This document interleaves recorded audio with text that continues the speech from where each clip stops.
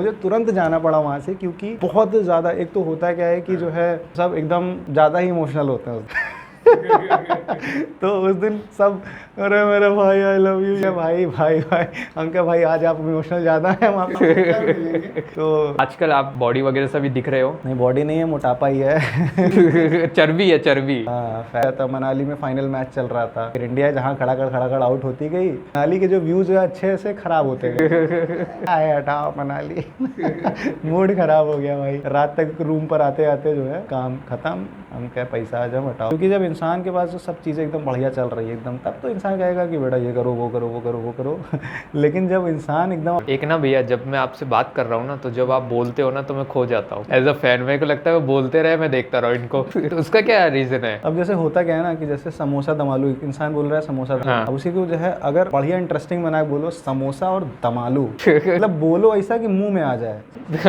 मुंह में समोसा आ जाए। हाँ, मतलब जैसे अब इंसान होता क्या है, जैसे मान लो हम किसी समोसे की दुकान के, नमस्कार दोस्तों अभी हम आ चुके हैं समोसे की दुकान पर। अब समोसे की जगह हमको पकौड़ा बोलना है, तो नमस्कार दोस्तों अभी हम आ चुके हैं समोसे की दुकान पर। अब समोसे की जगह पकौड़ा बोलना है, तो ये हमने इस स्केल में बोला है। नमस्कार दोस्तों, अगर हम पकौड़े को बोल दे नमस्कार दोस्तों पकौड़ा, मतलब नमस्कार दोस्तों अभी हम आ चुके हैं पकौड़े की दुकान पर, तो ये बड़ा ऑड सा लगेगा। तो जो कंटेंट क्रिएशन में भी लय सुर ताल है, आप अगर बोल रहे हो तो ऐसा नहीं है कि नमस्कार दोस्तों अभी हम आ चुके हैं, तो सब एक लय में चलता है बोलने का तरीका। और कुछ लोग वॉइस ओवर में मतलब क्या करते हैं कि नमस्कार दोस्तों अभी हम आ चुके हैं, ऐसे खुद है नहीं इंटरेस्टेड है बोलने में, तो भाई अगला कहाँ से इंटरेस्ट लेगा बिल्कुल बिल्कुल। तो सीधी सी बात है कि आप बोलो ना तो मजे में बोलो, जैसे हम बोल रहे हैं मजे में बोल रहे हैं, तब वो जाके इम्पैक्ट छोड़ेगा। सारे कैमरे इनकी तरफ लगा दो, आज सौरभ भैया फुल चार्ज्ड है।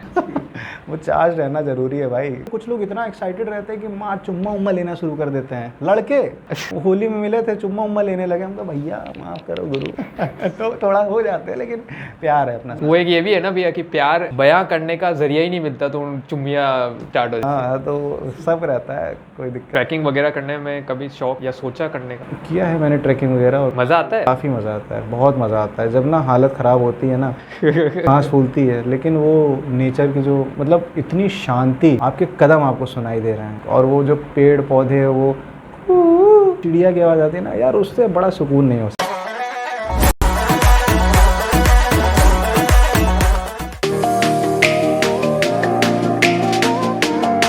सो hello and welcome back to our podcast. आज यार मतलब बता नहीं सकता कि कितना स्पेशल है ये एपिसोड। इसीलिए स्पेशल है क्योंकि जिसको आपने 5 साल 6 साल से आप देख रहे हैं, जो प्रयागराज के ना सिर्फ दिल के बड़े करीब हैं, बल्कि हर आदमी उनके नाम से, उनकी शक्ल से, उनके अपीयरेंस से बड़ा दिल की बात को दिल तक कैसे पहुंचाते हैं, ये कोई इनसे सीखे, और ये इन्फ्लुएंसर के एकदम करेक्ट एग्जाम्पल है। तो आज हम बात कर रहे हैं Saurabh Prayagi ji. Thank you so much. इसी नाम से बड़ा फेमस है, तो प्लीज सौरभ भैया अपने बारे में आपको बताने की जरूरत नहीं है, छोटा सा आप अपने बारे में बताएं। बस प्रयागराज रिप्रेजेंट करता हूँ मैं। शहर की कुछ अपडेट्स आपको हमारे माध्यम से मिलती है, हमारे इंस्टाग्राम, फेसबुक, यूट्यूब के माध्यम से। आप मुझे घुमक्कड़ प्रयागी के नाम से भी जानते हो। अभी रिसेंटली हमारा पेज जो है वो 3.5 लाख का सस्पेंड हो चुका है, और लेकिन काम अपना जारी है। सौरभ प्रयागी पे फिर से हमने जो है उस 6 साल की मेहनत को खराब हो जाने के बाद भी कंटिन्यू रखा। और एक अगर आप इंस्पिरेशन हो तो एक चीज़ ये होनी चाहिए कि चाहे जो हो जाए, चाहे जितनी बड़ी आपदा आ जाए, आप काम कभी रुकना नहीं चाहिए, क्योंकि अपने हाथ में है अपना कर्म। कर्म अपने हाथ पे है, और बाकी ऊपर वाले ने जो लिखा है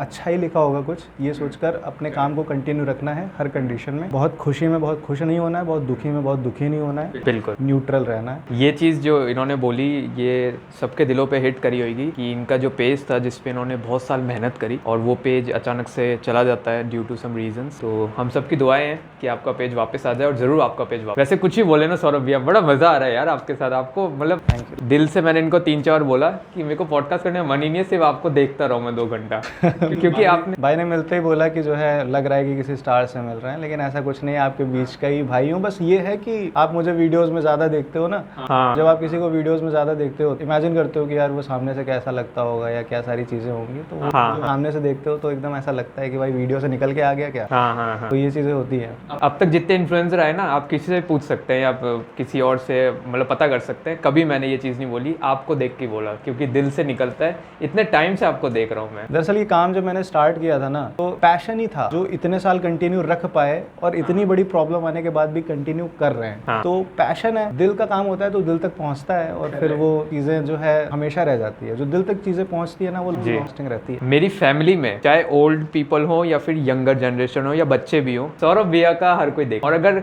फॉलो नहीं भी करते होंगे तो इनकी रील उनको कहीं ना कहीं से दिखी जाए। तो सौरभ भैया, एल्गोरिदम में तो आपने कब्जा कर रखा है, बढ़िया आपने हुजूम बनाया हुआ है। आपका नाम जो सर्च होता है, वो जो कीवर्ड है आपके नाम का कीवर्ड, उसका एक अच्छा रैंक हो रहा है एल्गोरिदम में, आपके वीडियोस दिखाई दे रहे हैं। आज तक आपने कोई नेगेटिव चीज नहीं करी, पर आप पॉजिटिव चीजों से आपने जो इम्पैक्ट बनाया, इन्फ्लुएंसिंग को आपने पूरा चेंज कर दिया। कितने सारे इन्फ्लुएंसर हैं जो कि मुझे ऑन कैमरा नहीं बोले, पर ऑफ रिकॉर्ड उन्होंने मुझे बताया कि सौरभ भैया को देख के हमने स्टार्ट किया। और प्रयागराज को सही मायनों में अगर बाहर तक के लोगों को किसी से कनेक्ट करवाए तो वो आप ही की रील्स हैं, आप ही का कंटेंट है। सौरभ भैया, एक अच्छा खासा एंगेजमेंट है, लोग फैमिलियर हैं, आपके अपीयरेंस आपको देख के पहचान जाते हैं।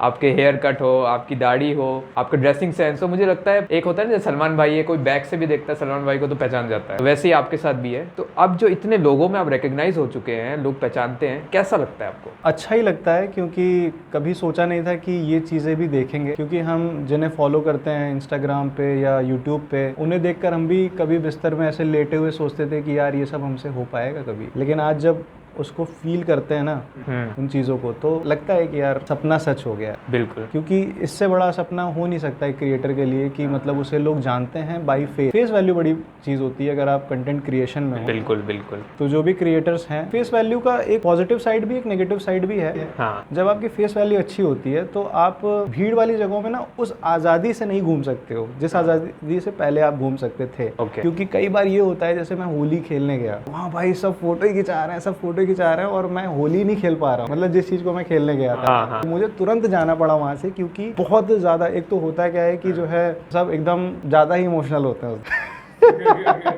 तो उस दिन सब, अरे मेरे भाई आई लव यू, या भाई भाई भाई अंकल भाई आज आप इमोशनल ज्यादा है तो इसके पीछे एक रीजन भी होता है, लेकिन अच्छा लगता है, दिल से खुशी होती है कि यार जो आपने इमोशनल वाली बात बोली ना, इसके पीछे एक रीजन भी होता है। हाँ, तो रीजन होता है, लेकिन वो प्यार जो है ना उस जो है कंडीशन में और उमड़ के आता, तो दिल की फीलिंग रियल होती है, वो दिखती है कि भाई वो प्यार बंदा सच में करता है। एज अ फैन मैं आपसे पूछूंगा नहीं, आपको बताऊंगा कि आपने दिलों में जगह बना ली, पर क्या आपको लगता है कि आपने सही मायनों में दिलों में जगह बना ली, या अभी भी लगता है बनानी है?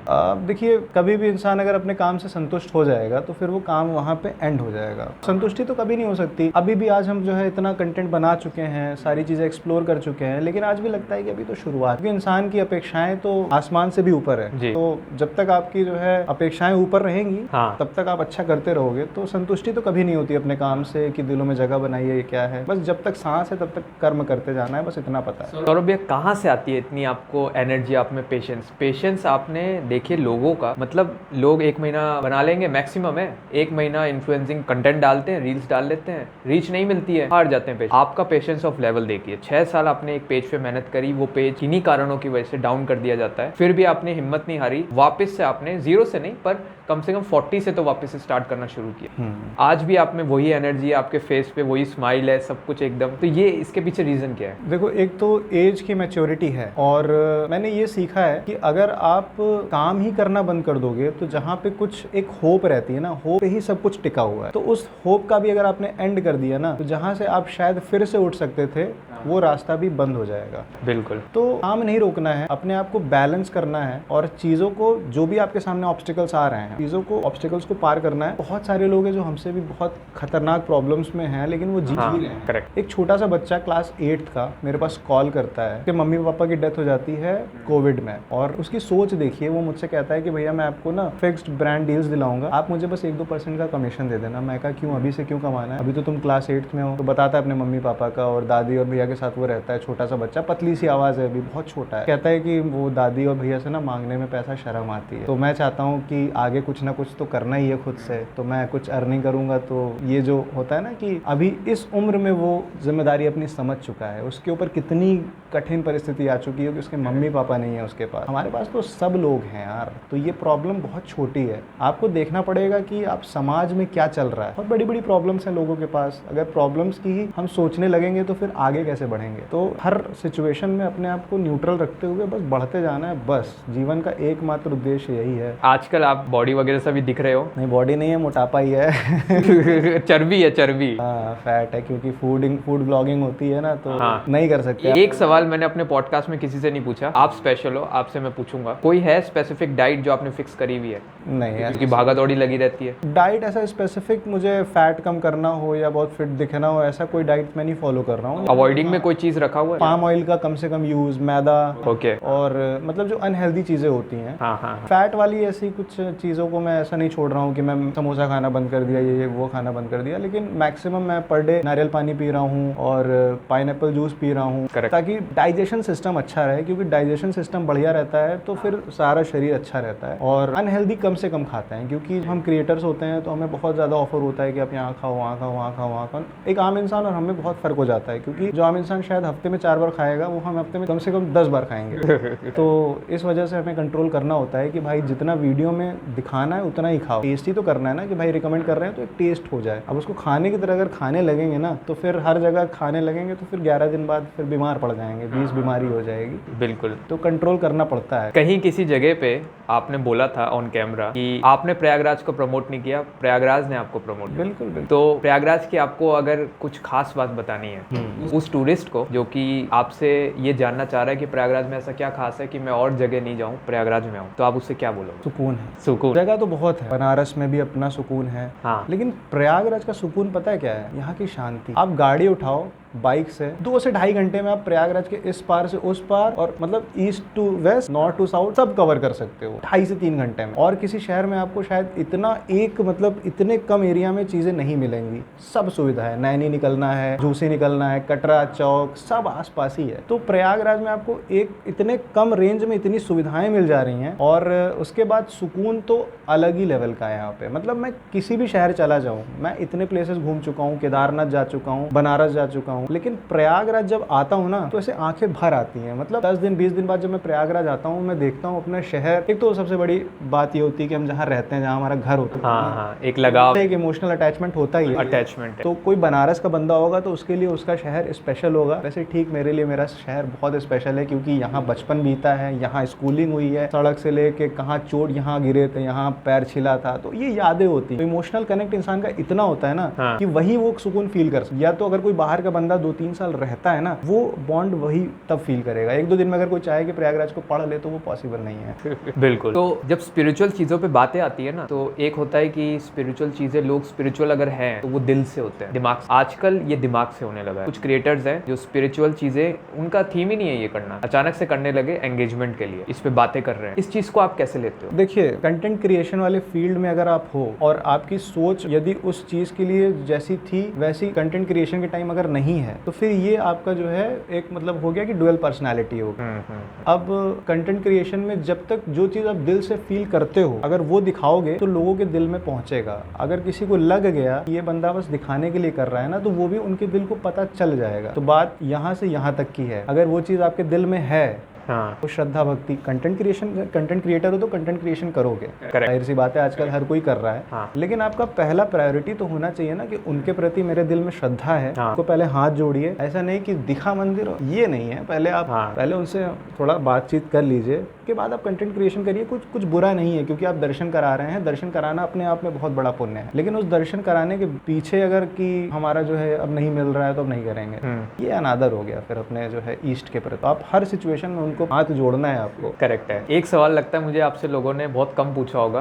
फिल्मी है? फिल्मी, हाँ, मतलब फिल्म्स वगैरह स्टार्टिंग में बड़ा देखते थे, अभी तो फिलहाल उतना इंटरेस्ट। कौन से जेनर की पसंद आती है? फिल्म्स वगैरह action, horror, comedy, romantic. Romantic है। रोमांटिक का वो भी 90s वाला रोमांस, जो शाहरुख खान का जो दौर था, DDLJ। मेरे पास जो है सलमान खान, मेरे पास DVDs वगैरह पड़ी होती थी, CDs वगैरह पड़ी होती थी, तो पूरा जो एक सीडी की 6-6 मूवीज होती थी। शाहरुख खान की कुछ होता है लगा, और ये सब सलमान खान, DDLJ। तो थोड़ा सा पुराने दौर की मूवीज हमको ज्यादा पसंद है। अभी तो इधर बीच में मूवीज वगैरह, गाने वगैरह कम कर दिए सुनना। आजकल एक्शन बढ़ा गया। हाँ, मूवीज में हॉलीवुड एक टाइम पे जब मैं अपने मैं स्कूल से जस्ट पास आउट हुआ था, कॉलेज में प्रवेश हुआ था मेरा, तो हॉलीवुड मूवीज़ भी बड़ा देखता था। वो अच्छा। हॉरर मूवीज़ होती थी जो है, उसके बाद साइंस फिक्शन मूवीज़ जो होती थी, इंटरस्टेलर और ये सारी चीज़ें। मतलब OTT प्लेटफॉर्म, OTT कंटेंट पसंद है? बहुत कम देखे हैं, मिर्ज़ापुर देखा है बस, और money heist, squid game, Escobar. मतलब इंसान मुझसे पूछ लेना, उसने जितनी वेब सीरीज का नाम गिना दिया, एक आध दो मैंने देखी होगी। हाँ। क्योंकि सीन क्या था कि 2018 से मैं कंटेंट क्रिएशन में जब घुसा ना, हाँ। 24 घंटे दिमाग में कंटेंट क्रिएशन ही चलता। हाँ, बिजी हो गए। कि एक होता है कि मतलब ज्यादातर लोग इंस्टाग्राम में है, मैं यूट्यूब पे भी हूँ। तो यूट्यूब का क्या सीन होता है कि इंस्टाग्राम की एक रील और यूट्यूब मतलब इंस्टाग्राम की 10 रील और यूट्यूब का एक व्लॉग बराबर है। जितनी 10 रील में मेहनत लगती है उतना एक व्लॉग में लगता है। Correct. तो फिर यूट्यूब की जो है शूट वगैरह आप करते हो तो उसमें अलग टाइम जाता है, तो इस वजह से हमारा काम बढ़ जाता है कि अगर इंस्टाग्राम से फ्री हुए तो यूट्यूब के लिए सोचना है, यूट्यूब से फ्री हुए तो इंस्टाग्राम के लिए सोचना है। तो हाँ। इन सब में इतना ज़्यादा इन्वॉल्व हो गए हैं, अदर चीज़ों के लिए टाइम मिल ही नहीं पाता है। बहुत रेयरली मूवीज़ देख लगता है कि 3 घंटे में कुछ कंटेंट बना के डाल देंगे, क्या मूवी देखें। करेक्ट है। स्कूल टाइम में कैसे बच्चे थे आप? बैक बेंचर या फिर डिसेंट, सोबर? स्टार्टिंग जब हुई थी तो टॉपर था, 99, 98, वाओ। 97 ऐसा रहता था। धीरे धीरे पढ़ाई से इंटरेस्ट थोड़ा सा दूर हटा। हाँ। म्यूजिक, चूंकि म्यूजिक मुझे स्टार्टिंग से पसंद था, तो म्यूजिक जब एज अ सब्जेक्ट चुना क्लास 6 में तो थोड़ा सा पढ़ाई से दूर हो गए, एवरेज स्टूडेंट हो गए। बैक बेंचर तो कभी हुए नहीं, तो मतलब इतना था कि अपने को कॉन्फिडेंस था कि पास कर लेंगे, और वो भी फर्स्ट परसेंट, मतलब first division pass. Decent, sober रहे हमेशा। हाँ, मतलब अपने को ये रहता था कि अपने को बस इतना चाहिए, मैं इतना कर लूंगा। करेक्ट, बिल्कुल। हाँ, मतलब कुछ लोग होते हैं ना कि कैलकुलेटेड माइंड लगा के कि भाई देखो इतना नंबर लाएंगे तो अपना नाक नहीं कटेगा, तो हम बहुत ज़्यादा उस पर दिमाग लगा के, ये नहीं कि 90-95 लाना है, अगर हमको लगता है कि 70 ला के हम खुश हो जाएंगे तो हम 70 लाते थे, हम एक एफर्ट नहीं करते थे। करेक्ट है। और एक दिन पहले ही पढ़ता था। अच्छा, मतलब ओह, जैसे मान लीजिए कल एग्जाम है तो आज हमको सिलेबस देखना है, क्योंकि हम 10 दिन पहले अगर पढ़ेंगे तो उसको याद करो भूलो याद करो में दिमाग खराब हो जाता था। हाँ। हमारा सिनेरियो ये रहता था। थोड़ा सा इंटर में सीरियस हो गए थे, हाँ। क्योंकि मैथ्स लिया था, पढ़ाई कठिन होती है, और इंटर की पढ़ाई तो ग्रेजुएशन से भी कठिन होती है कसम से। 11-12 की मैथ्स, फिजिक्स, केमिस्ट्री उठा लो, फिर इतनी मोटी मोटी बुक्स उठा लो। आप ये जो चीज़ें बोल रहे हैं ना, कुछ ऑडियंस इसको देख के बड़ा वो नहीं हो जाए, डर नहीं जाए। जो स्टूडेंट्स हैं वो कहेंगे अरे पहले ही हमारे मिथ्स हैं कि यार बड़ी मुश्किल होगी पढ़ाई, ऊपर सौरभ भी है और ऐसी चीज़ बोल। नहीं, ये चीज़ तो फैक्ट है कि 10th की पढ़ाई और 12th की पढ़ाई में ज़मीन आसमान का अंतर होता है। 10th में बहुत लिमिटेड सिलेबस होता है, और अगर 12th में कॉमर्स भी टफ है, लेकिन मैथ का तो भाई जो लेवल था ना हमने जैसे दिया है ना, करेक्ट, आय हाय, मतलब उतनी मेहनत जीवन में मुझे नहीं लगता कि दोबारा मैंने कंटेंट क्रिएशन में भी की होगी जितनी इंटर में किए थे। अब सोचिए जिसने ये मैक्स बनाया है वो क्या ही रहा होगा। लेकिन अगर आपका इंटरेस्ट है तो हर चीज़ आसान है। हमारा थोड़ा सा इंटरेस्ट था लेकिन उतना नहीं। इंटरेस्ट पे हम बात कर रहे हैं। स्पोर्ट्स में कैसे हैं? Sports starting cricket, football, squash? अब तो कुछ नहीं है, अब तो कुछ नहीं है, लेकिन स्टार्टिंग में क्रिकेट में बड़ा इंटरेस्ट जो होता है बच्चों को। आजकल देखते हैं क्रिकेट? हाँ, क्रिकेट देखता मैं बहुत हूँ, लेकिन मैं ज़्यादातर ऐसे नॉर्मल मैचेस में वर्ल्ड कप देखता हूँ और IPL वगैरह का, मेन जो टूर्नामेंट्स होते हैं, मेन टूर्नामेंट्स। और IPL में जब अरे ये वर्ल्ड कप में हार जाती है ना इंडिया, उसके बाद नहीं देखता मैं कब नहीं देखना। मैं नॉर्मल मैच जीत जाती है, हम क्या कि वहाँ जीती नहीं, यहाँ जीत के क्या करना। पल के बिछाए लोगों ने मैच देखा था वो बड़ा। मैं मनाली था जब वर्ल्ड कप चल रहा था, ये अभी लास्ट वाला। अच्छा, ओके। मनाली गया था, मनाली में फाइनल मैच चल रहा था, फिर इंडिया जहाँ खड़ा आउट होती गई, मनाली के जो व्यूज है अच्छे से खराब होते गए। आए हटाओ मनाली। मूड खराब हो गया भाई। रात तक रूम पर आते आते जो है काम खत्म। हम क्या पैसा आ जाओ हटाओ, इंडिया जो है फाइनल पे पहुंच के हार गई।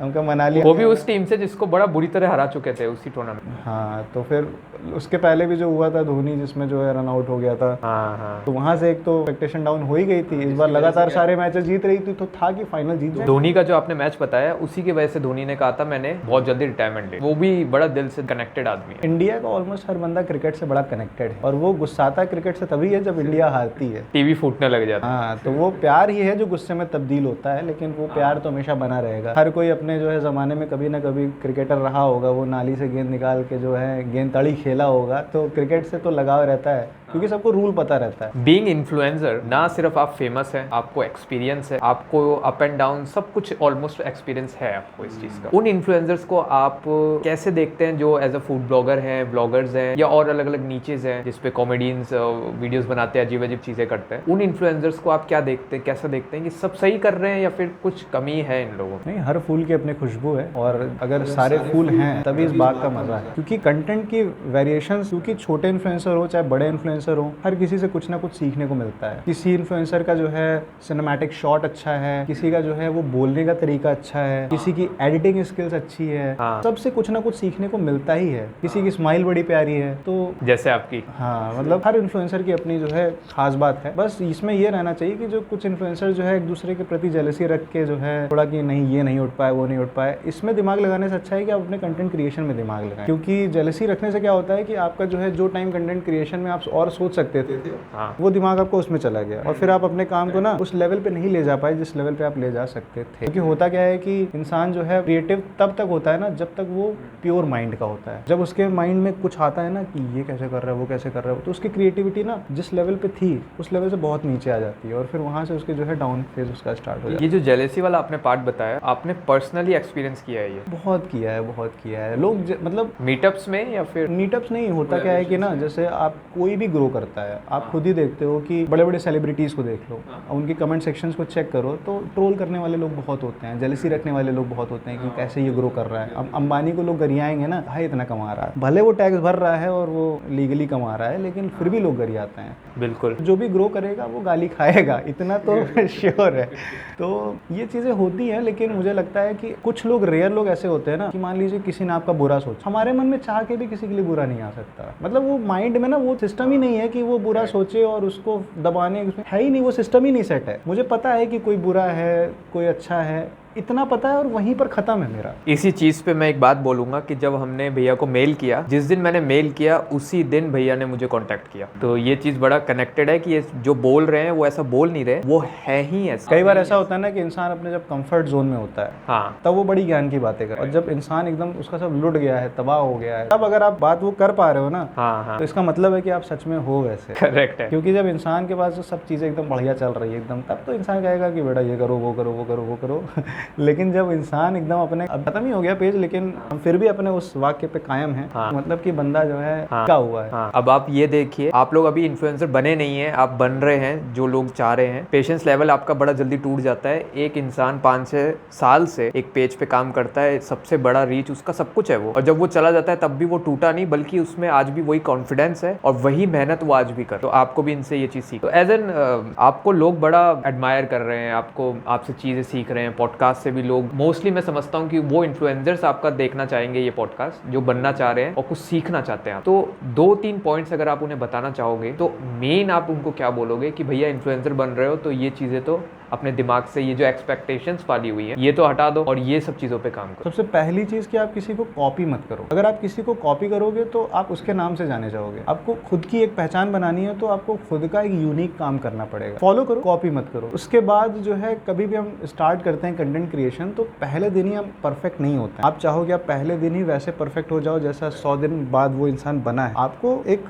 स्टेप बाय स्टेप चीजें होकर आएंगी, तब जाके आप जो है उस लेवल पर पहुंचोगे। तो कंटेंट क्रिएशन अगर मैंने भी स्टार्ट किया तो उस टाइम पे काम इतना अच्छा नहीं था जितना अच्छा अभी कर पा रहे हैं। हाँ। मतलब वो जो एडिटिंग स्किल्स होती है, कैसे हमें से गैजेट्स वगैरह में भी उस टाइम नहीं थे, तो वो ग्रेजुअली ही होता है। तो अगर आप कंटेंट क्रिएशन फील्ड में हो तो फॉलोअर्स भी ग्रेजुअली बढ़ेंगे, पेशेंस आपके अंदर होना चाहिए, हाँ, और स्किल्स भी आपकी धीरे धीरे डेवलप होगी। आप शुरू में ही उतने परफेक्ट नहीं बन सकते, बहुत सारी डिमोटिवेशंस आएंगी, आपको डिमोटिवेट नहीं होना है। और सबसे बड़ी चीज़ कि अगर आप कंटेंट क्रिएशन फील्ड में उतर रहे हो तो क्या आप पैसा कमाने के उद्देश्य से उतर रहे हो कि ये आपका पैशन है। अगर ये आपका पैशन है तो आप कर ले जाओगे, लेकिन अगर आप पैसा कमाने के उद्देश्य से आ रहे हो तो आप मत आओ, क्योंकि आप बहुत जल्दी डिमोटिवेट होने वाले हो, क्योंकि पैसा इतनी जल्दी नहीं मिलता भाई। अगर हमने 6 साल काम किया है तो जो है 4थे-5वें साल से आना स्टार्ट हुआ है, 3 साल ही काम करना पड़ेगा। कंसिस्टेंसी के साथ लगे रहो। आपको कोई कंपनी जो है कहेगी कि मेरे लिए 2 साल फ्री में काम कर दो, तीसरे साल से हम तुमको 50,000 महीना देंगे, नहीं करोगे। हाँ, हाँ, ऑब्वियसली। अरे यार ऐसे अच्छा 20,000 कर ले,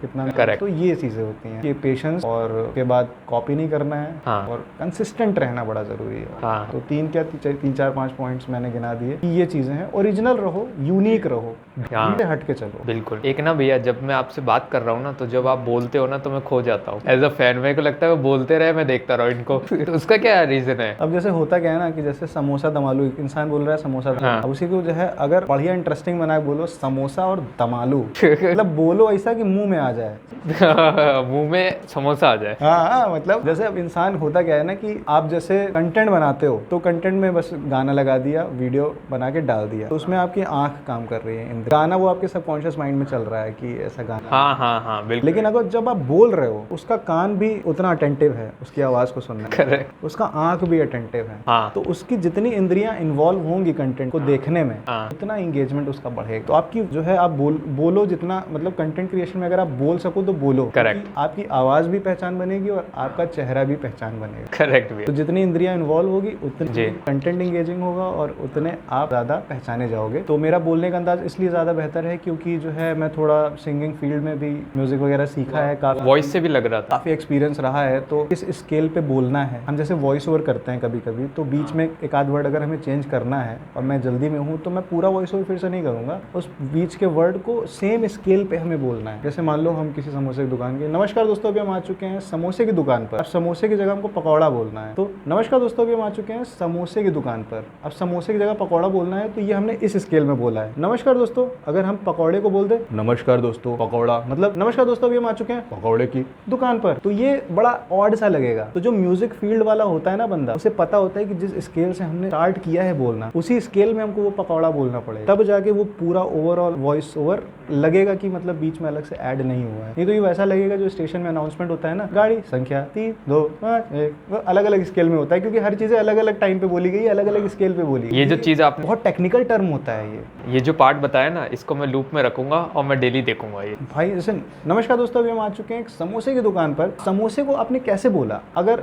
आपको चाहिए कि फिर से पकौड़े के साथ उसको ऐड करना और आपको नहीं समझ में आ रहा है तो आपको फिर दोबारा करना पड़ेगा। तो म्यूजिक ने भी बड़ा सिखाया है मुझे कि कंटेंट क्रिएशन में ना हर चीज में एक लय है, सुर है, ताल है। कंटेंट क्रिएशन में भी लय सुर ताल है। आप अगर बोल रहे हो तो ऐसा नहीं है कि नमस्कार दोस्तों अभी हम आ चुके हैं, तो सब एक लय में चलता है। बोलने का तरीका और उसका प्रोनाउंसिएशन कैसा है, अब कुछ लोग जो है क्षेत्र बोलते हैं, क्षेत्र, जबकि होता है क्षेत्र, KSHE। हाँ करेक्ट। उस चीज का मतलब तलफ्फुज कितना क्लियर है, उसके बाद उसको आप बहुत इंटरेस्टिंगली बोल रहे हो। कुछ लोग वॉइस ओवर में मतलब क्या करते हैं कि नमस्कार दोस्तों अभी हम आ चुके हैं, ऐसे खुद है नहीं इंटरेस्टेड है बोलने में, तो भाई अगला कहाँ से इंटरेस्ट लेगा। बिल्कुल बिल्कुल। तो सीधी सी बात है कि आप बोलो ना तो मजे में बोलो, जैसे हम बोल रहे हैं मजे में बोल रहे हैं, तब वो जाके इम्पैक्ट छोड़ेगा। सारे कैमरे इनकी तरफ लगा दो, आज सौरभ भैया फुल चार्ज्ड है।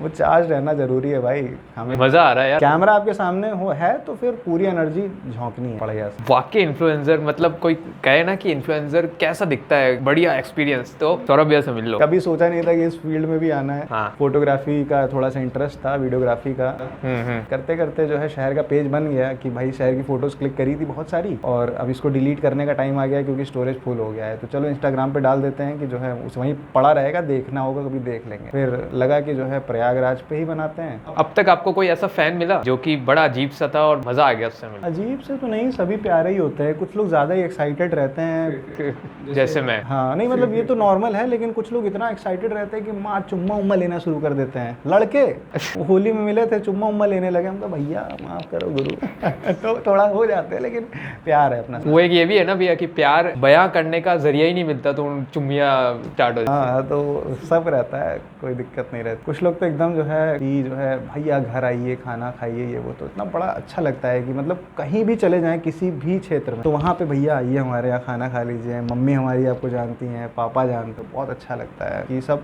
अपना, सिर्फ अपने तक नहीं अपनी फैमिली तक भी जो है हमको रखे हैं कि भाई सौरभ जाने जाते हैं, हर घर में जो है सौरभ नाम एक बार पुकारा जाता है कि सौरभ की वीडियो नहीं आई क्या, कहाँ है सौरभ, ये वो चर्चा चलती है हर घर में। नहीं मेरे भी चलती है, करेक्ट। तो बस वैसे ही हर जगह चल वही आशीर्वाद है जो कि कर रहे हैं। आशीर्वाद हो या ना हो, पर ये मेहनत, मेन चीज मेहनत के पीछे अगर प्योर इंटेंशन है ना तब वो मेहनत सफल होती है, तो वो बस प्योर इंटेंशन और वो आपके फेस से पता चलता है। तो अब हम चलते हैं हमारे दूसरे पार्ट की तरफ जो कि है Q&A सेशन, जो कि पब्लिक का है। हम लाइव वगैरह आते हैं या अदर सोशल मीडिया प्लेटफॉर्म्स पे हम बताते हैं कि अब हमारे साथ एक इन्फ्लुएंसर आने वाले हैं, उनकी रीच बहुत अच्छी है, नाम और शक्ल हम एपिसोड में ही रिवील करते हैं। तो वो काफी सारे हमें सवाल पूछते हैं, सजेशंस देते हैं, उनको जोड़ के हम 3 टॉपिक्स बनाते हैं और पर टॉपिक हम 2-3 क्वेश्चंस लेते हैं जो आपसे पूछना हम चाहेंगे। तो पहला टॉपिक है प्रयागराज का इतिहास और पहला सवाल है, प्रयागराज की रिच हिस्ट्री और कल्चर हेरिटेज को शोकेस करने में आपका फेवरेट स्पॉट कौन सा था? यार एक तो मेरा ड्रीम है किले को कवर करने का, लेकिन वो कभी मुझे नहीं लग रहा है कि हो पाएगा। बाकी जो है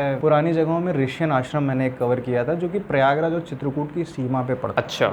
इसके अलावा गढ़वा फोर्ट शंकरगढ़ में, ये सब बहुत पुराने जो है किले हैं जो कि लोगों को मालूम नहीं है। हाँ। क्योंकि हमने शुरुआत ही अंडररेटेड लोकेशन से करी थी। ऋषण आश्रम, गढ़वा फोर्ट, इसके अलावा बहुत पुराने टेम्पल्स हैं। एक तो टेम्पल फाफामू में ऐसा है कि मतलब अंदर मंदिर है और एक गुफा है और गुफा से ही कुएं का रास्ता, मतलब आप गुफा में एंटर करोगे और कुआं है। तो बहुत पुरानी जगह हैं। और उसके बाद जो है आपका जो है अगर आप सरस्वती घाट की तरफ जाओगे तो वहाँ पर भी जो फोर्ट का जो एक पुराना पार्ट था वो भी आज मतलब अब तो नशेड़ियों की जो है वो उस पर चढ़ चुका है हत्थे। अच्छा। लेकिन वो भी एक ज़माने में जो है इलाहाबाद फोर्ट का पार्ट हुआ करता था। वो भी बहुत मतलब मुझे लगता है कि इन सब जगहों को साफ करने की ज़रूरत है और थोड़ा सा अगर इतिहास जुड़ा हुआ है हमारे शहर का उससे तो वो टूरिज्म स्पॉट के तौर पे उसको डेवलप करना चाहिए। क्या किया जा रहा है? अभी तो कोशिशें भी नहीं, वहाँ पे सब नशेड़ियों का ही वहाँ पे अभी तक कोशिश पता लगा रहता है। और बाकी पुरानी जो है संस्कृति की बात की जाए तो आज भी मुझे चौक से बेहतर इलाका नहीं लगता है। अगर पुराने प्रयागराज को आप चौक जाइए, ये पुराने घर मकान, अभी हम जिस एरिया में बैठे हैं यहाँ पर भी बड़े पुराने मकान हैं और हर मकान का अपना इतिहास है। तो चौक से पुराना एरिया नहीं है प्रयागराज में। हाँ। और पुराने घर मकान देखकर आपको वो 100-150 साल पहले वाले इलाहाबाद का अंदाजा हो जाएगा कि वो कैसा रहा था।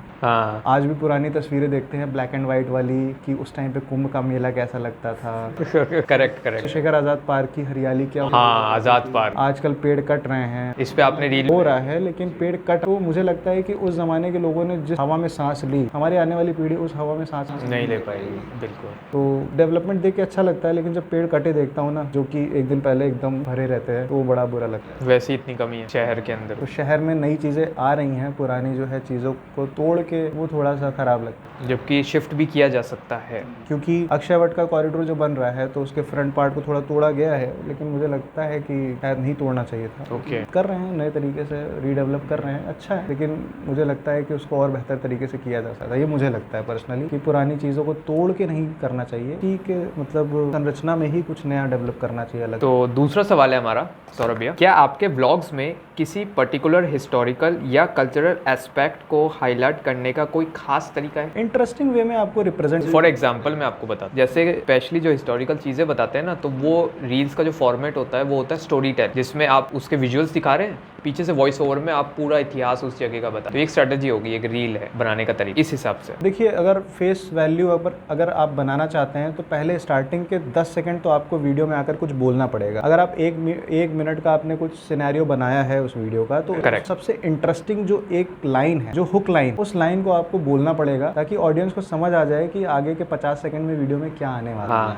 हाँ। तो आपको सामने अगर आपको अपनी फेस वैल्यू बनानी है तो 10 सेकंड तो आपको बोलना पड़ेगा। उसके बाद शब्दों का चयन बड़ा इंपॉर्टेंट है। कुछ लोग क्या करते हैं कि मतलब वीडियो स्टार्ट करते हैं और वॉइस ओवर जो मन में आता रहता है वो बोलते जाते हैं, जबकि आपको लिख कर करना चाहिए। क्योंकि इंस्टाग्राम शॉर्ट वीडियो की मैं स्पेशली अगर बात करूँ तो शॉर्ट वीडियोस में स्टार्टिंग के 10-15 सेकंड अगर आपने पूरी वीडियो का समरी दे दिया तब आपकी जो है वो व्यू ड्यूरेशन अच्छा रहेगा और तब जाके वीडियो उठेगी। शब्दों का चयन बड़ा इंपॉर्टेंट होता है। लोग अगर ऐतिहासिक चीज़ें अगर बताने की कोशिश करते हैं ना तो वो गूगल से, विकिपीडिया से उठाते हैं और उसी भाषा में बोल देते हैं, जो कि बहुत बोरिंग भाषा होती है, वो जानते भी नहीं, किताबों वाली लैंग्वेज होती है। हाँ। आपको एक आम इंसान को वो प्योर हिंदी में होती है, कुछ लोग प्योर हिंदी नहीं समझ पाते हैं, आपको आम भाषा में वो चीज़ें समझानी है और बहुत शॉर्ट में समझानी है। क्योंकि शॉर्ट वीडियो का मतलब ये कि इंसान के पास कम टाइम है, वो देखना चाह रहा है जल्दी। करेक्ट। तो जल्दी में उसे चीज़ें बता दो। शब्द ऐसे रखो कि मतलब ऐसा नहीं कि कोई चीज़ जो है स्टार्ट कर रहा है तो पहले 20 पहलू गिना दिए फिर स्टार्ट करना है। मतलब जो मेन वीडियो का पॉइंट है वो 40वें सेकंड से स्टार्ट ना हो, वो पहले सेकंड से ही स्टार्ट हो जाए।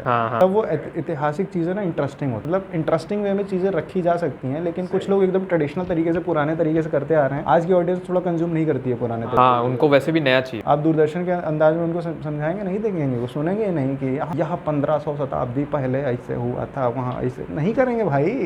तो बहुत अलग तरीके से समझाना पड़ेगा। मजा आ रहा है यार भैया आपके साथ ये देख के। दूसरा टॉपिक है प्रयागराज के फेमस फेस्टिवल्स और इवेंट के ऊपर। पहला सवाल है, क्या आप प्रयागराज के फेमस फेस्टिवल्स जैसे कुंभ मेला या माघ मेला का कवरेज करते हैं? अगर हाँ, तो इन इवेंट्स को कैप्चर करने का आपका अप्रोच कैसा है? अप्रोच यही है कि यार अपने जो है पूरे देश का सबसे बड़ा मेला है, उसी जो है अंदाज में इसको रिप्रेजेंट किया जाए, जो अपने प्रयागराज की शान है। हाँ। जो एक अमृत की बूंद गिरी थी। हर साल माघ मेला प्रयागराज और हरिद्वार में ही शायद मनाया जाता है। हाँ। वैसे तो कुंभ मेला प्रयागराज, हरिद्वार, नासिक, उज्जैन 4 जगह होता है, लेकिन प्रयागराज उन लकी शहरों में से है जहाँ हर साल माघ मेला भी लगता है। हर 6 साल पे अर्ध कुंभ और हर 12 साल पे कुंभ मेला और हर 12 कुंभ पे एक महाकुंभ। करेक्ट। तो प्रयागराज कुछ स्पेशल है क्योंकि यहाँ पे अमृत की बूंद गिरी गिरी और माघ मेला प्रतिवर्ष लगता है उस संगम की रेती पे, जो कि बारिश के टाइम पे पूरा पानी से भर जाता है। फिर वहाँ पानी कम होता है, मतलब गंगा माँ अपना आशीर्वाद देके जाती है उस जगह पे। फिर लोग रहते हैं, कल्पवास करते हैं। मैं इन चीज़ों को बोल रहा हूँ तो रोंगटे खड़े हो रहे हैं, क्योंकि बचपन से हम देखते आ रहे हैं कि यार हमारे घर में जो है हमारे जो है नेबर्स आ रहे हैं कल्पवास करने के लिए, तो उनकी इंटेंसिटी कितनी क्लियर है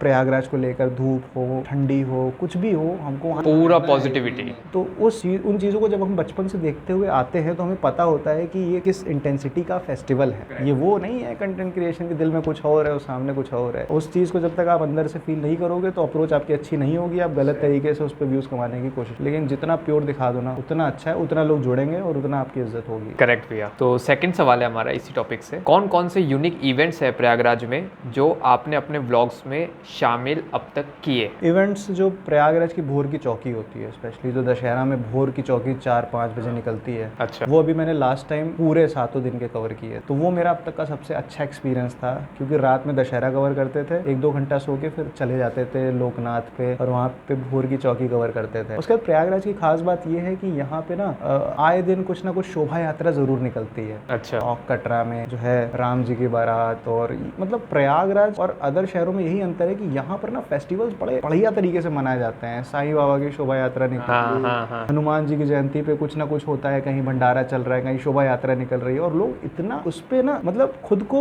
ऐसा लगता है कि यही है मेरा जीवन में काम और इसी के लिए हम पैदा हुए हैं। इतना लोग उसमें जो है हथौड़ा बारात निकलती है, तो उसके बाद होली की शुरुआत होती है। अच्छा। तो बहुत सारी ऐसी चीज़ें हैं प्रयागराज की जो कि हमें कंटेंट क्रिएशन करते करते पता चले कि ऐसा भी कुछ होता है प्रयागराज। हथौड़ा बारात का हमें नहीं पता था कि जो है हथौड़ा वगैरह जो कद्दू को हथौड़ा से मार के फिर उसके बाद होली की शुरुआत होती है। इसके बाद भोर की चौकी का भी हमको उतना नहीं पता था कि ये इतनी अच्छी होती है, और जैसे जैसे दिन बीतते जाते हैं ये इसके जो है झांकियाँ और सुंदर होती जाती हैं। इसमें जो है दो जो है वो क्या बोलते हैं उसको, पत्थर चट्टी, और एक दूसरा जो है तिरम पजावा। पजावा और पत्थर चट्टी में आपस में कंपटीशन होता है। एक दिन इनकी कुछ अलग झांकी होती है, उनकी कुछ अलग झांकी होती है, दोनों आमने सामने आते हैं, एक दूसरे को जो है रोशनी से कॉम्पीट करते हैं। यार वो एक्सपीरियंस कैसा रहता है, मतलब सुबह 4-4:30 बजे प्रयागराज की पूरी जनता लोकनाथ चौराहे पर होती है, और उस जो है मतलब भोर की चौकी से बड़ा मुझे ज़्यादा खतरनाक चीज़ मुझे लगी ही नहीं है प्रयागराज। मतलब होली अपनी जगह है, दिवाली अपनी जगह है, लेकिन वो भोर की चौकी का अलग मज़ा है यार। क्योंकि वो सुबह जो ब्रह्म मुहूर्त होता है उस टाइम पे भगवान को आप साक्षात देख रहे हो। वो इतना बढ़िया फेस्टिवल का टाइम चल रहा है, रात को दशहरा हुआ, सुबह भोर की चौकी। हाँ, भोर की चौकी। और एक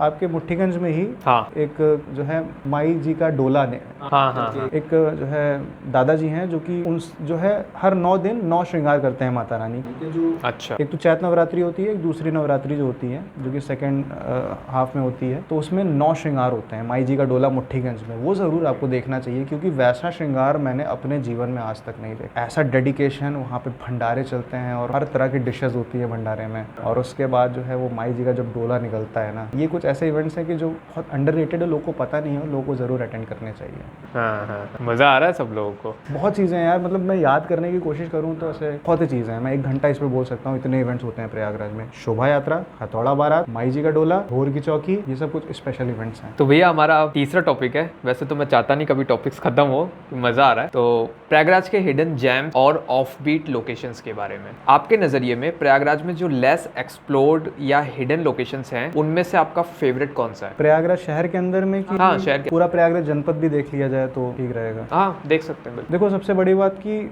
मौसम का इसमें बड़ा रोल होता है। गर्मी में हमको सब लोकेशन ऐसी लगती है, क्योंकि गर्मी में निकलते हैं, धूप में हालत खराब हो जाती है, तो मौसम का बड़ा रोल है। ठंडी के टाइम पे हमको काली घाटी बड़ी पसंद है। शांतिपुरम में काली घाटी है, वहाँ पे एक छोटा सा पॉन्ड है, शिव जी का मंदिर है, काली माँ का मंदिर है, और अभी हनुमान जी का मंदिर भी काफ़ी डेवलप किया जा रहा है उसको, तो एक काली घाटी मुझे बहुत पसंद है। इसके अलावा जब आप ये चित्रकूट के जो है प्रयागराज चित्रकूट के बॉर्डर पे जाते हो तो ऋषि आश्रम जो मैंने आपको बताया, वो जगह मुझे बहुत खूबसूरत लगती है ठंडी के टाइम में। वहाँ पर छोटी छोटी गुफा के अंदर में शिवलिंग है, और उस टाइम की जो है गुप्त काल की मूर्तियां हैं। हाँ। तो बड़ा अलग सा अनुभव है वहाँ पे पॉजिटिव एनर्जी फील होती है। और उसी के बगल में गढ़वा फोर्ट भी है, जो कि बहुत सुंदर फोर्ट है। वहाँ पे एक रानी का अलग तालाब है, राजा का अलग तालाब है। उसके बाद वहाँ पे भी गुप्त काल की मूर्तियाँ रखी हुई हैं। मतलब जिसको हिस्ट्री की नॉलेज होगी उसको वहाँ पे बड़ी खूबसूरत जो है चीज़ें दिख जाएंगी, जो है इतिहास की। अच्छा लगता है कि मतलब इतनी पुरानी चीज़ें, जब हमारा कोई वजूद ही नहीं था, हमारे जो है पुरखों का भी वजूद नहीं था, तब की चीज़ें वहाँ रखी हुई हैं। देख के ही बड़ा आनंद आता है। उसके बाद श्रृंगवेरपुर, जब आप प्रयागराज से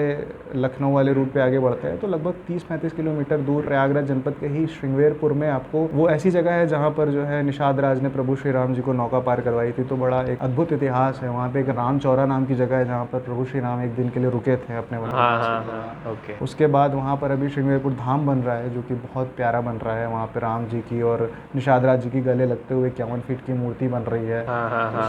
पहले बड़ा अंडररेटेड था, लेकिन अभी चूंकि क्रिएटर सब जा जाके वहाँ वीडियोस काफ़ी बना रहे हैं तो हाईलाइट हुआ है। तो ये कुछ लोकेशंस हैं, बाकी तो याद करते हैं बहुत लोकेशंस हैं यार। फाफा मऊ में काफ़ी सारी लोकेशंस हैं। एक तो पांडेश्वर धाम जो पड़ीला महादेव का मंदिर है, वहाँ की भव्यता अलग है। वहाँ पता ऐसा है कि मूर्ति का ना, अगर आप मूर्ति को ध्यान से देखोगे तो हर टाइम उसका कलर बदलता है मूर्ति, वो जो शिवलिंग है। और उसको जो है उसका इतिहास है कि अंग्रेज़ों ने उसको बहुत मार के मतलब तोड़ने की कोशिश की थी, लेकिन वो मूर्ति का वो बाल बांका नहीं कर। तो बड़ा इतिहास है उस शिवलिंग का।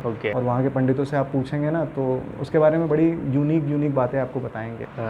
पड़ीला महादेव जाते हैं तो वहाँ बहुत अच्छा लगता है। थोड़ा सा हिडन जो लोकेशंस होती है ना, अगर वो हिडन रहे तो ज़्यादा अच्छा इसलिए होता है क्योंकि टूरिस्ट कम जाते हैं और वो जगह साफ़ सुथरी रहती है। ये बड़ा इशू तो लेकिन हिडन करते करते हम उनको इतना पॉपुलर कर देते हैं कि फिर वो जगह कौन भी वही है, नहीं तो क्राउडी अगर हो गया तो वो सुख। एग्जैक्टली कभी कभी लगता है कुछ जगह देख के ना कि यार इसका प्रमोशन मत करो। प्रमोट कर दोगे तो लोग, ज़्यादातर लोग कूड़ा कचरा जो फैलाते हैं ना, वो अपनी हरकतों से बाज नहीं आते हैं। वो खाएंगे पिएंगे, पिकनिक मनाने के इरादे से चले जाते हैं और वो जगह ना फिर वो 10 दिन बाद फिर लोग गरियाते हैं कि तुम काहे तुम फेमस कर दिए, पहले ज़्यादा अच्छी थी। तो कभी कभी लगता है यार कि हाँ ये तो एक अच्छा काम तो कर रहे हैं लेकिन थोड़ा सा बुरा भी हो रहा है। करेक्ट है। तो हमारा लास्ट सवाल है भैया, क्या आप किसी लेसर नोन एस्पेक्ट या प्लेस के बारे में शेयर कर सकते हैं जो प्रयागराज के टूरिस्ट यूजुअली मिस कर देते हैं? अभी मैंने आज ही एक कंटेंट बनाया है। प्रयागराज में एक मृग अभ्यारण्य क्षेत्र है जहाँ पे काला हिरन और जो गोल्डन हिरन है उनको संरक्षित करके रखा गया है। जगह का नाम है चांद खमरिया और ये मेजा रेंज में आता है। किसी को नहीं पता कि अपने प्रयागराज में, मतलब मैं अभी चित्रकूट में गया था, वहाँ मैं एक हिरन देख के इतना खुश हो गया था, लेकिन अभी रिसेंट में मुझे पता चला कि चांद खमरिया एक जगह है। करछना के रास्ते होते हुए आप जाएंगे, प्रयागराज शहर से 55 किलोमीटर है, लेकिन प्रयागराज जनपद में ही आता है। ओके। प्रयागराज का ग्रामीण अंचल बहुत विस्तृत है। तो प्रयागराज के जो है चांद खमरिया नामक स्थान पर वो अभ्यारण्य है और वो काला हिरन आप सामने से देखोगे तो बहुत सुंदर लगता है। वैसे तो हिरन के पास आप जा नहीं पाओगे क्योंकि वो दूर से भागना स्टार्ट कर देगा। हाँ। लेकिन हाँ, ये एक बहुत यूनिक लोकेशन है। कुछ हॉन्टेड प्लेसेस भी हैं प्रयागराज के आसपास, हाँ, जो कि मैं कवर, हाँ तब तो पॉडकास्ट के पहले तक मैं डाल चुका हूँ। मवाइमा में एक जगह है, ओके, मतलब हॉन्टेड दिखती है लेकिन वो हॉन्टेड है नहीं। हाँ, हाँ, मैं विश्वास नहीं फैलाना चाहूँगा अपने कंटेंट के। लोग अफवाह में बड़ा यकीन करते, बड़ा फैसिनेटिंग लगता है ना कि भूता है, भूत है, ये वो है, लेकिन हाँ कुछ उसका रीज़न जो है वो आपको हमारी रील में पता चलेगा कि वो मैं किस उद्देश्य से वहाँ पे रील या व्लॉग बनाने गया था। राजस्थान का एक इलाका है भानगढ़, वो तो एशियाज मोस्ट हॉन्टेड है। हाँ, मैं मेरे फ्रेंड्स एक दिन वहाँ पे गए थे जब मैं एज एन इन्फ्लुएंसर या फिर कोई पॉडकास्ट नहीं करता था। हम लोग गए थे ट्रिप पे वहाँ पे और हम गाड़ी लेके गए और हम गाड़ी में ही सोए। स्कॉर्पियो थी गाड़ी हमारे पास, तो हम सो गए आराम से उसके अंदर ही और उसी इलाके में रहे, कुछ भी नहीं हुआ। देखो होता क्या है ना कि इंसान को ना भूत प्रेत की कहानी बड़ी अच्छी लगती है सुनने में। हाँ, हाँ, हाँ। अभी अगर आप हॉरर पॉडकास्ट स्टार्ट कर दोगे ना बड़ा चलेगा, सुनने में अच्छा लगता है। लेकिन देखा जाए तो असलियत में मैंने भी फील किया है, एनर्जी फील की है, ऐसा नहीं है। लेकिन जिस हिसाब से उसको जो है प्रोपोगंडा फैलाया जाता है कि उसके हाथ ऐसे थे, पैर मोड़ा था, ऐसा कुछ नहीं। एनर्जीज होती हैं, पॉजिटिव और नेगेटिव एनर्जीज होती हैं, लेकिन ऐसा कुछ भूत प्रेत वाला सीन नहीं होता है। हाँ, मिथ्स है वो। हाँ, मतलब जो इस दुनिया से ही जा चुका है, वो दूसरे यूनिवर्स में है, वो कहाँ से आपका नुकसान करेगा? उसके पास शरीर ही नहीं है। सीधी सी बात है कि हम इंसान मर जाता है तो शरीर रहता है, सब चीजें, आंख नाक मुंह सब कुछ रहता है, लेकिन वो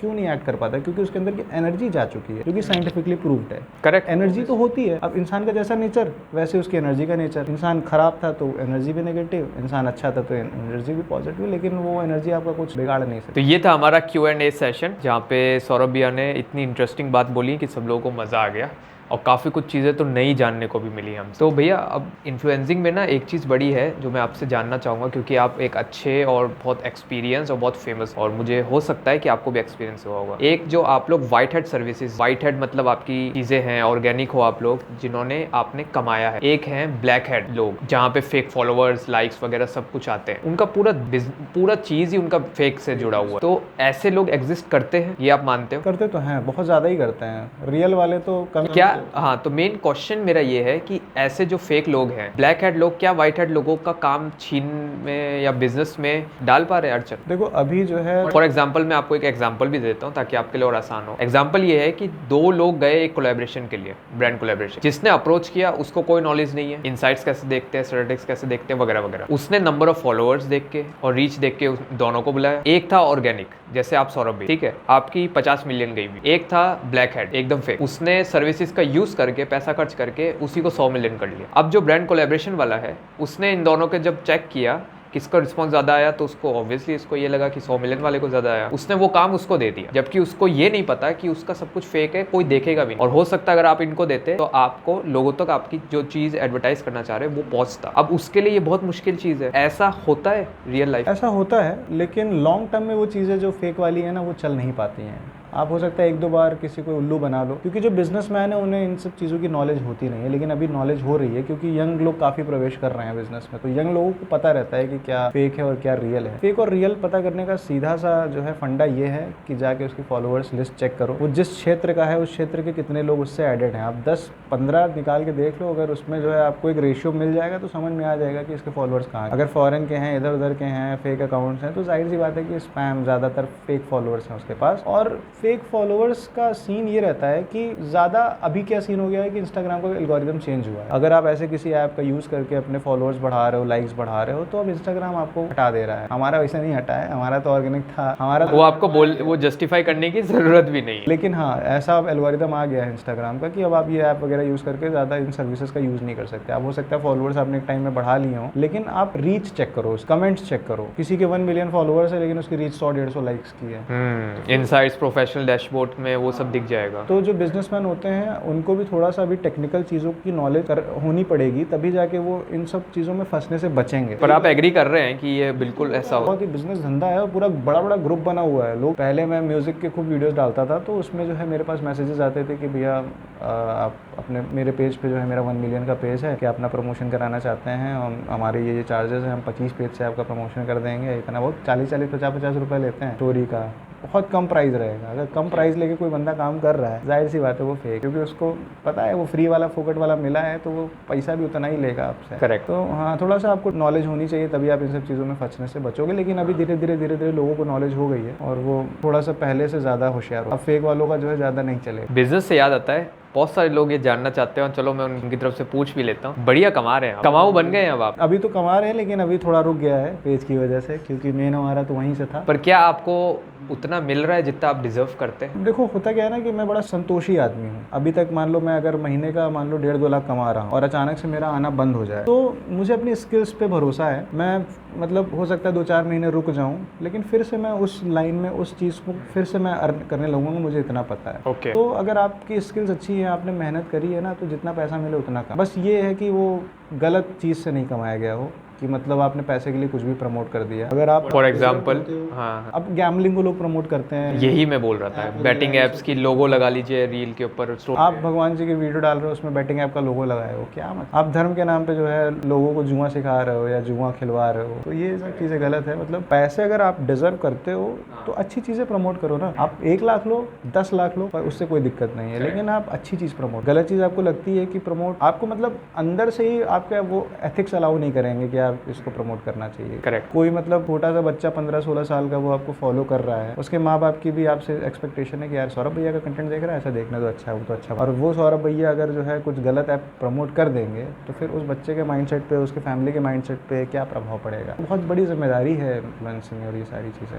अच्छी चीज़ प्रमोट करिए, फिर पैसा लीजिए, आप अपने जो है हक का पैसा ले रहे हैं। तो इतना मज़ा आया सौरभ भैया के साथ बात करके। अब आ गया हमारा लास्ट पार्ट, रैपिड फायर, जो कि मैं चाहता नहीं हूँ कभी लास्ट पार्ट आए। तो रैपिड फायर राउंड का भैया फॉर्मेट बड़ा क्लियर और बड़ा सिंपल है। आप एक सवाल पूछूंगा, 2 ऑप्शन दूंगा या फिर डायरेक्ट ही 2 ऑप्शन दूंगा, इसमें से आपको एक सेलेक्ट करना है। अगर आपको दोनों सही लगे या दोनों गलत लगे तो आप स्किप भी कर सकते। तो रैपिड फायर राउंड का जो पहला सवाल है वो ये है, क्या आपका फेवरेट व्लॉगिंग स्टाइल है ट्रैवल ब्लॉग्स या food blog? Travel blog. Food blogs भी आपने बनाए हैं? ट्रैवल करते करते खाना पसंद है, प्रायोरिटी ट्रैवलिंग है। हाँ। तो सेकंड है, आपका फेवरेट प्रयागराज का लैंडमार्क, संगम या इलाहाबाद फोर्ट? संगम। इलाहाबाद फोर्ट तो पहुंच ही नहीं पाते।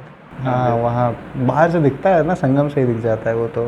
हाँ। थर्ड सवाल है, आप प्रेफर करते हैं मॉर्निंग ब्लॉगिंग, इवनिंग या नाइट ब्लॉगिंग? मॉर्निंग भी प्रेफर करता हूँ, इवनिंग भी प्रेफर करता हूँ। गर्मी के टाइम पे शाम, और गर्मी के टाइम पे मतलब शाम या सुबह ही। और रात का कुछ कुछ जगहों पे जहाँ लाइटिंग अच्छी होती है वहाँ रात में करते हैं, मतलब वो सिचुएशन के ऊपर डिपेंड करता है। लेकिन नेचुरल लाइट में मतलब वीडियो अच्छी बनती हैं, तो नेचुरल लाइट में सुबह और शाम को मतलब सनसेट के थोड़ा पहले और सनराइज के समय, ये दो बेस्ट टाइम होते हैं क्योंकि लाइटिंग अच्छी होती है। 4 to 6 PM। यस, लाइटिंग अच्छी होती है तो वीडियो अच्छी बनती है, और मौसम अच्छा रहता है तो मूड अच्छा रहता है। दिन में तो भाई गर्मी के टाइम में बिल्कुल पॉसिबल है। करेक्ट। तो हमारा चौथा सवाल है, आपका फेवरेट प्रयागराज का स्ट्रीट फूड है आलू टिक्की, पानीपुरी? पानीपुरी फुल्की। हाँ।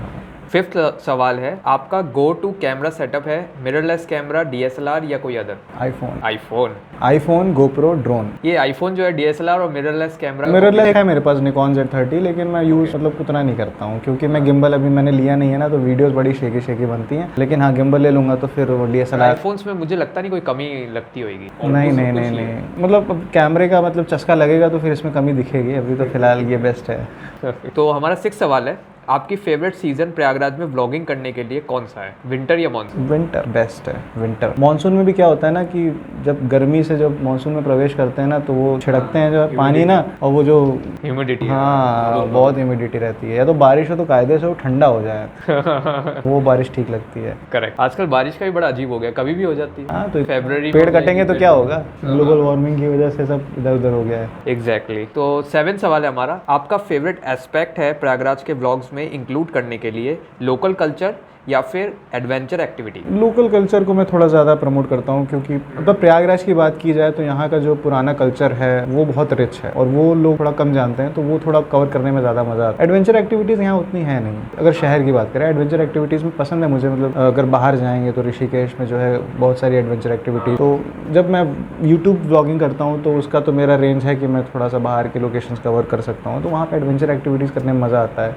ट्रैकिंग वगैरह करने में कभी शौक या सोचा करने का? किया है मैंने ट्रैकिंग वगैरह, और मज़ा आता है? काफ़ी मज़ा आता है, बहुत मज़ा आता है। जब ना हालत ख़राब होती है ना, सांस फूलती है, लेकिन वो नेचर की जो मतलब इतनी शांति, आपके कदम आपको सुनाई दे रहे हैं और वो जो पेड़ पौधे, वो चिड़िया की आवाज़ आती है ना यार, उससे बड़ा सुकून नहीं हो सकता। आप इस भीड़ भाड़ की दुनिया से निकल कर सारी टेंशन्स को पीछे छोड़ते हुए एक प्यारी सी ट्रैकिंग रूट पर हो और बस चलते जा रहे हो, हल्की हल्की हवा आ रही है, पसीना जो है हो रहा है, लेकिन वो हवा आ रही है ना तो इतना ठंडा लग रहा है, तो अलग मजा है यार। ये जो एक्सप्रेशन आपने दिया ना, ये मैं लूप में देखूंगा। केदारनाथ मैंने जब किया था ट्रैक, पहली बार केदारनाथ, इतने पागलपन में गया था मैं। पैशन प्रो, हाँ वो पूरा ट्रैकिंग है अपने आप। पैशन प्रो मेरे पास थी। देखो केदारनाथ का पहला मेरा ट्रिप कैसे हुआ, मतलब ये अपने आप में बहुत बड़ी बात। मुझे केदारनाथ जाना था और मैं बस मतलब होता है ना कि कभी एक टाइम आता है कि आपको वो चीज़ करनी है तो करनी है एट एनी कॉस्ट, मुझे करना ही। वो अचानक से भी होता है। हाँ, तो सीन क्या हुआ था कि अपने कुछ दोस्त लोग हैं जो है उनके साथ कार से जाने का प्लान बना था, तो रिजर्वेशन अपने करवाया नहीं था, और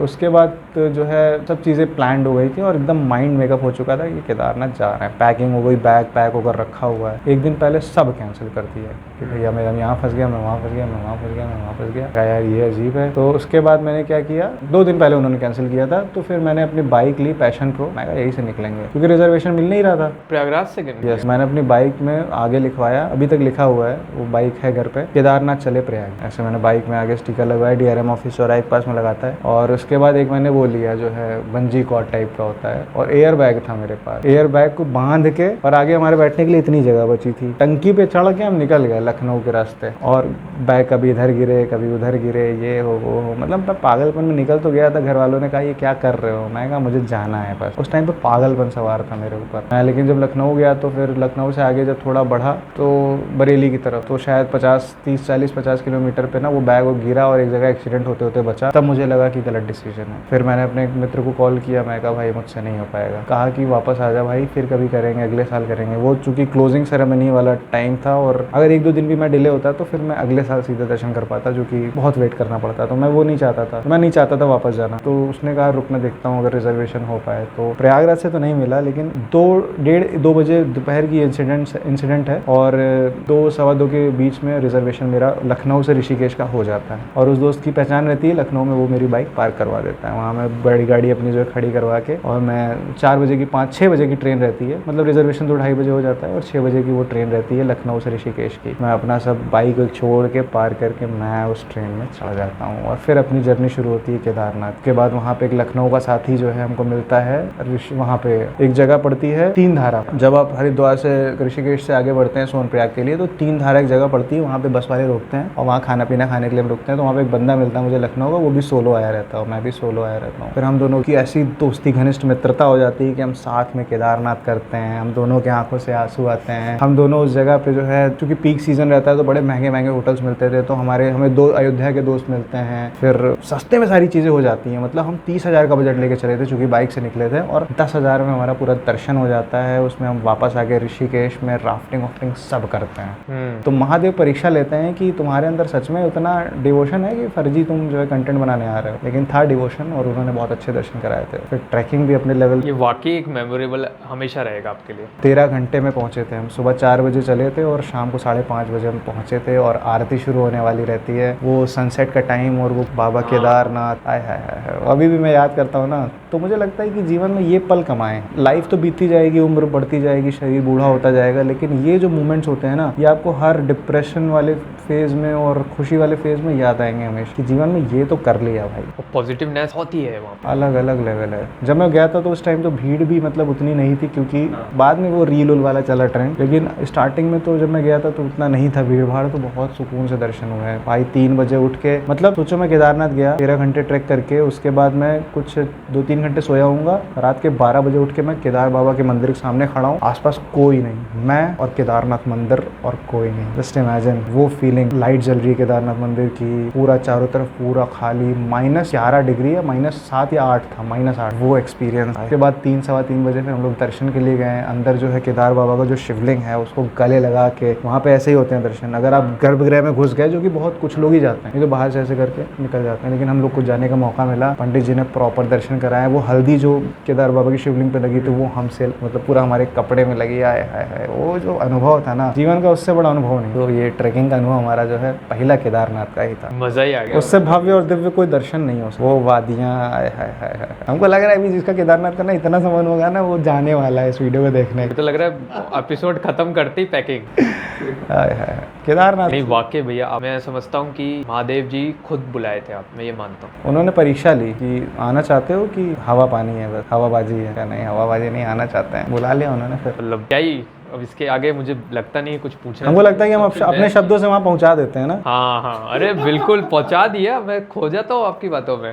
ऐसे फील होता है, ऐसे विजुअली इंसान विजुअली हाँ, हेलुसिनेशन होने लग जाता है। ये दिख रहा है। यही तो स्टोरी टेलिंग का मजा है, आप कुछ बताओ तो वो फील हो, दिखा दो वो, और यही चीज़ें वॉइस ओवर में काम आती है। बहुत कुछ जानने को मिला आज आपके साथ, मजा ही आ गया। लास्ट सवाल है हमारा रैपिड फायर का, क्या ही पूछे हम, आपका फेवरेट ब्लॉगिंग डेस्टिनेशन है प्रयागराज के अलावा, वाराणसी या लखनऊ? दोनों ही कर चुके हैं, तो ऐसा मतलब दोनों ही कर चुके हैं, और हमेशा जाते रहते हैं, कई बार, कम से कम 20 बार लखनऊ गए होंगे, 20 बार बनारस। अच्छा, वाराणसी का नाम आया यानी बनारस, तो बनारस का वो जो अमित जी ने बड़ा फेमस कर दिया, बनारस का पान बड़ा फेमस है, खाई के पान बनारस, तो वाकई है पान? बनारस यार, बनारस अगर मैं सच बता रहा हूँ कि अगर मैं प्रयागराज का ना होता तो मैं बनारस को नंबर 1, लेकिन बात घर की आ जाती है, और घर से बड़ा तो कुछ नहीं हो सकता। हाँ, लेकिन घर के बाद अगर कोई जगह मुझे लगती है, बनारस में जाके फील ऐसा होता है ना, जब बनारस हम छोड़ते हैं, 2 दिन बनारस आप रह के आइए, वहाँ की कचौड़ी सब्जी, पान, लस्सी और ठंडई, जो भी चीज़ें, वहाँ का खाना तो भाई ऐसा है कि उसका कोई मुकाबला नहीं। वहाँ पे लोग जो है ना वो इतने प्यारे हैं ना, बनारस की बोली, और वहाँ की जो है महादेव के रंग में जो रंगा बनारस है, वहाँ के जो घाट है, वहाँ के जो मणिकर्णिका घाट ले लो, 80 घाट ले लो, 80 घाट के आसपास के कैफ़ेज़ ले लो, उसके बाद बोटिंग ले लो, वहाँ की आरती ले लो। बनारस तो ऐसी जगह है ना कि जब आप उसको छोड़ोगे ना, तो आप वैसे रहोगे जैसा आप अपना घर मिस करते हो, उस टाइम रोते हो, वैसा इमोशनल में हो गया था मैं। मतलब निकल जाता हूँ बनारस ऐसे, अपनी बाइक उठाता हूँ, वहाँ पे एक होटल अपने जो है परिचित हैं, वहाँ होटल लेता हूँ, आराम से जो है बनारस घूमता हूँ 1-2-3 दिन, जब तक मन होता है घूम के। फिर जब मैं छोड़ता हूँ उसको ना, और जब मैं हाईवे पे पहुँचता हूँ, जब बनारस की सीमा समाप्त होती है, वहाँ पे मैं 5 मिनट मुड़ के ऐसे देखता हूँ, महादेव को आगे से बंद करके याद करता हूँ, और थोड़ा सा मतलब इमोशनल होता हूँ। फिर मैं प्रयागराज की तरफ बढ़ता हूँ। ऐसा लगता है एक घर छोड़ के दूसरे घर की तरफ जा रहे हैं, बस ये फीलिंग है बनारस की। बहुत जुड़ाव है बनारस से, बहुत बहुत बहुत बहुत प्यारी जगह है वो। मतलब गंगा आरती वगैरह तो एक होता है ना कि जैसे आप में 10 लोग जाओ बनारस घूमने, 10 लोग आपस में बातें करते हैं, आप वो बनारस को फील ही नहीं कर पाओगे। लेकिन अगर आप अकेले जाओ बनारस घूमने, तो अकेले हो तो आप खुद से बातें करते हो। आप कोई ऐसे मंदिर देखते हो तो मन में तुम्हारे चलता है कि यार ऐसा है। आप मेडिटेट कर पाते हो, मतलब आप और भगवान के बीच में और कोई नहीं होता है, कोई डिस्ट्रैक्शन नहीं होता है, फिर आप बनारस को अच्छे से फील कर पाओगे। यूजुअली लोग सोलो ट्रिप नहीं करते हैं क्योंकि बोर हो जाऊंगा, ये हो जाऊंगा। सोलो ट्रैवलिंग का एक अलग मज़ा है। अकेले जाइए, घूमिए, खाइए, पीजिए, एक शांति में भी एक शोर का आपको अनुभव होगा। वो डमरू की आवाज़, मंदिरों के बीच की टंग टंग टंग टंग आरती हो रही है उधर, हर हर महादेव, उसके बाद वो महक कचौड़ियों की, देसी घी की, यही तो है बनारस। वो महक आपके दिमाग में अपना छाप छोड़ के जाएगी। वो वाइब, अब वो वाइब मिस करने के लिए उसको फिर से जाओगे। नशा है बनारस, नशा, बनारस नशा। 2 ही जगह जाके मैं इतना ज़्यादा मतलब आप विवोर हुआ हूँ। 3 जगह एक्चुअली, एक तो वैष्णो देवी, एक बनारस, एक केदारनाथ। ये 3 जगह जाके मैं बहुत इमोशनल हुआ हूँ कि यार यहाँ की क्या वाइब है यार। करेक्ट भैया। आपने जो है बनारस का जिक्र कर दिया, तो बनारस पे तो हमारे पास बोलने के लिए 1 घंटे हैं भाई। अलग लेवल है बनारस का, अलग लेवल है। उसके बाद बनारस घूम लीजिए तो सारनाथ भी चले जाइए, पुराने स्तूपास और वो सारी चीज़ें हैं। हाँ। अलग अलग कंट्रीज़ के मंदिर हैं वहाँ पे, तो वहाँ का भी अपना इतिहास है। लेकिन वो ठंडी में अच्छा लगता है, गर्मी में बड़ा वहाँ तपता है। तो सारनाथ भी बहुत प्यारी जगह है। बनारस के 20-25 किलोमीटर है, शायद 30 किलोमीटर है। फिर वही सारनाथ से डायरेक्ट हाईवे आया है प्रयागराज का, निकल आइए घूमते हुए। अब पॉडकास्ट का बड़ा हार्ड मैं समझता हूँ टाइम आया है, वो है एंडिंग का। एक तो सौरभ भैया, मैं बहुत ऑनर्ड फील कर रहा हूँ एज अ फैन, मैं बहुत ब्लेस्ड फील कर रहा हूँ कि आप यहाँ पे आए, आपने टाइम दिया और दिल से आपने पॉडकास्ट के हर सवाल का जवाब दिया। बहुत कुछ बताया आज आपने, बहुत कुछ जानने को मिला, मज़ा आ गया। मतलब मैं चाहूँगा ही नहीं कि आप कभी जाओ यहाँ से। अरे हमको लगता है कि लॉन्गेस्ट पॉडकास्ट का हम लोग रिकॉर्ड भी बना सकते हैं। हाँ बिल्कुल बिल्कुल, ऑब्वियसली अभी बहुत कुछ करेंगे, आप बहुत सारे आपके साथ बनाएंगे। बिल्कुल। तो जाने से पहले एक आपसे रिक्वेस्ट है कि आप अपने स्पेशली जो आपके फैंस हैं उनको आप एक अपील करें। जी जी। कोजी कॉटेज पॉडकास्ट देखते रहें। ऑब्वियसली ये तो सबको, ये तो one of the biggest hit बनने वाला है, तो इसके लिए मैं कुछ नहीं बोलूंगा। आप सिर्फ इतना बोलें कि कोजी कॉटेज पॉडकास्ट देखते रहे, सिंघानी आयुष को सब्सक्राइब करें। पता भाई इनको खूब ज़्यादा सपोर्ट करिए, इनके जो है पॉडकास्ट शेयर करिए और सिंघानी आयुष को जो है सब्सक्राइब करिए। कोजी कॉटेज का इनका जो है पॉडकास्ट देखते रहिए, बहुत अच्छा काम है इनका। इनकी भी प्रोनाउंसिएशन की मैं तारीफ़ करूँगा, बहुत मतलब कॉन्फिडेंट है बोलने में कैमरे के सामने। यूजुअली लोग बहुत जल्दी कॉन्फिडेंट नहीं हो पाते हैं। इनका ये 8वां 9वां पॉडकास्ट ऐसा नहीं लग रहा है, इन्होंने 100-150 करे होंगे पहले से। ऐसा कॉन्फिडेंस है, सवाल पूछने का तरीका और नेचर भी बिहाइंड द कैमरा और सामने दोनों ही सेम है। तो हाँ, अच्छा है और ज़रूर सपोर्ट करिए भाई। और हमारा जो नया पेज है saurabh.prayagi, अरे उसको तो फॉलो कर करके तोड़ दो उसको, मतलब क्रैश कर दो उसको, क्योंकि जो है बहुत 6 साल की मेहनत है, तो 6 साल की मेहनत जो है रिज्यूम हो, वहीं से जो है रिज्यूम जहाँ से रुकी थी वहाँ से रिज्यूम हो जाए। इतना आप लोग प्यार और सपोर्ट। बाकी ये चेहरा जहाँ दिखे लगा दो स्टोरी से बस।